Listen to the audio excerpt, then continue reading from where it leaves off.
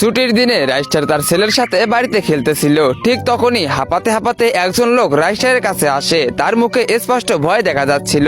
লোকটি কাঁদতে কাঁদতে রাইস্টারকে বলল, রাইস্টার, আমাদের ফরুয়াপাড়া গ্রামকে বাঁচাও, না হলে সব শেষ হয়ে যাবে, কেউ বাঁচবে না, দয়া করে বাঁচাও। তারপর রাইস্টার বলল, আরে রামু, তুমি কিছু বললে তবেই না আমি সাহায্য করতে পারবো। কি হয়েছে ফরুয়াপাড়া গ্রামে? লোকটি কান্না করতে করতে বলল, আজ সকালে ফরুয়াপাড়া গ্রামে জম্বি ইঁদুর ঢুকেছে। তাদের শরীর রক্তে মাখা আর চোখে রাগ ভরা ছিল। সেই ইঁদুরগুলো মানুষের বাড়িতে ঢুকে ঘুমন্ত মানুষদের কাছে নিঃশব্দে আসে এবং তাদের শরীরে এত জোরে কামড় দেয় যে কোনো মানুষের যন্ত্রণাদায়ক মৃত্যু হয় চিৎকারের সাথে। আর বিপদের কথা হলো যে সেই ইঁদুর কামড়ানোর কিছুক্ষণ পরে সেই মানুষটিও সংক্রমণে তার মতোই একটি ইঁদুরে পরিণত হয়। ইঁদুরগুলো গ্রামে সর্বনাশ ঘটিয়েছে। সবাই ধীরে ধীরে ইঁদুরে পরিণত হচ্ছে। মানুষ পালাতে গেলে সেই ইঁদুরগুলো তাদের কামড়ানোর জন্য তাদের পিছনে ছুটছে।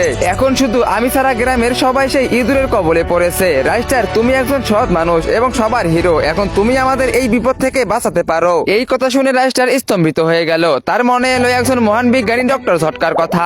রাইস্টার তার ছেলেকে পাশে সরিয়ে নিজের গাড়িতে চেপে ডক্টর ঝটকার ক্লিনিকের দিকে রওনা হলো। কিছুক্ষণ পরে রাইস্টার ডক্টর ঝটকার ল্যাবে পৌঁছে গেলেন এবং গাড়ি বাইরে থামিয়ে এসে ভিতরে যেতে দেখে ডক্টর ঝটকা কাঁদছেন। তার মুখে উদ্বেগের ছাপ। রাইস্টার চমকে বলল, আরে বড় ভাইয়া, ফরুয়াপাড়া গ্রামে তো সর্বনাশ চলতেছে আর তুমি এখানে কাঁদছো। সেখানে জম্বি ইঁদুর হামলা করেছে, কিছু তো করো। ডক্টর ঝটকা বললেন, আরে ভাই আমার বন্ধু, এই ফরুয়াপাড়ার সব অবস্থার কারণ আমি।